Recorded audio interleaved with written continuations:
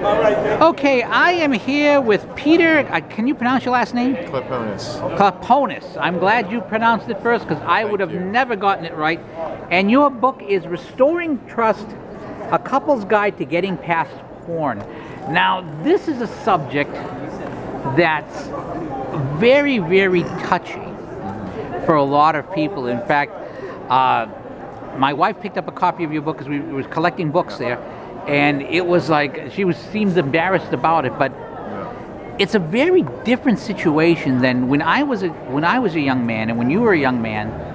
Pornography meant a magazine at the store that you might. I mean, my friend kept his pornography magazines in a trash bag in the woods. Yeah. So when we were teenagers, but now, if you are 4 years old, if you are 5 years old, if you are 8 years old, they were trying to do a study of people, of porn on youth, but the problem was they couldn't find youth that hadn't seen it. Yeah.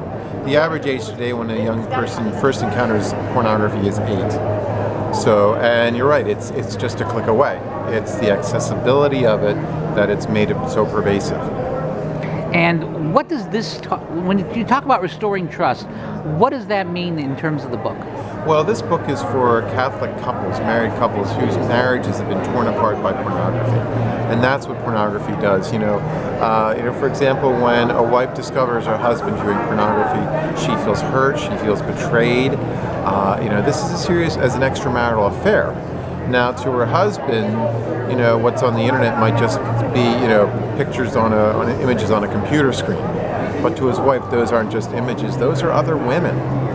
Especially, when those other women are a lot younger, and of course, thanks to all the plastic surgery and photoshopping and digital enhancements and everything, they have quote the perfect bodies. This is very hurtful to a wife. In fact, we have a name for it now. It's called betrayal trauma. And sometimes the symptoms for the wife are as serious as post-traumatic stress disorder. So this is something that really is tearing apart marriages. In fact, there was a study done that found that pornography plays a significant role in over 50% of all divorces today. So this is a major problem that we have to address. And to what degree does pornography become an addiction, especially for a man? And if you're in a marriage and let's say your marriage is not as active sexually as you would like it to be, the temptation to go to pornography becomes very strong. It becomes very strong, but most of the time the pornography is not about sex. It's not. It's an escape. Just like alcohol or gambling or drugs, that's what it is used as the escape. And this is what, couples need to understand. It's not about sex. It's not about how much sex you're getting. It's not about your wife's beauty or desirability.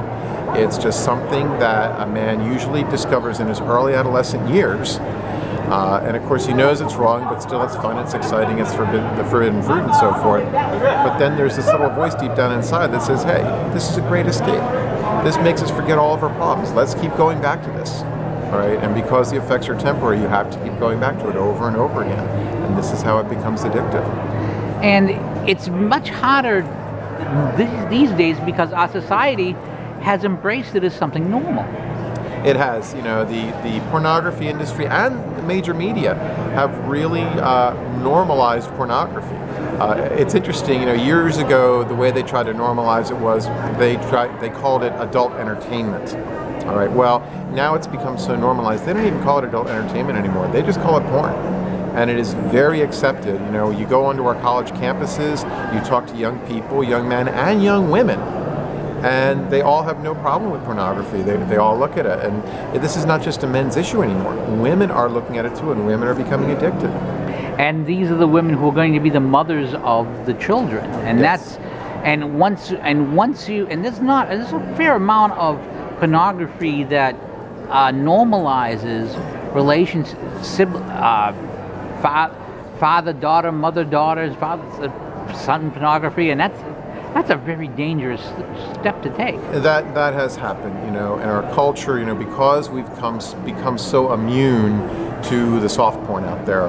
The pornographers are creating much more deviant forms of pornography, more extreme, even violent forms of pornography. You're looking for the bigger high, so to speak. Exactly. And so you need the harder drug for that. And that's what this is. This is a harder drug, and it's scary what you see out there because it is normalizing forms of sexuality that are very dangerous. All right, and if people want to find out more about your book, Restoring Trust, A Couple's Guide to Getting Past Pornography, where can they find it? Well, it's published by our Sunday Visitor publishers, so you can go to our Sunday Visitors website. You can also find it on Amazon.com and on BarnesandNoble.com. Okay, Peter, I'm going to have you pronounce your last name again because I'm going to massacre it. Peter? Kleponis. Kleponis. Yes.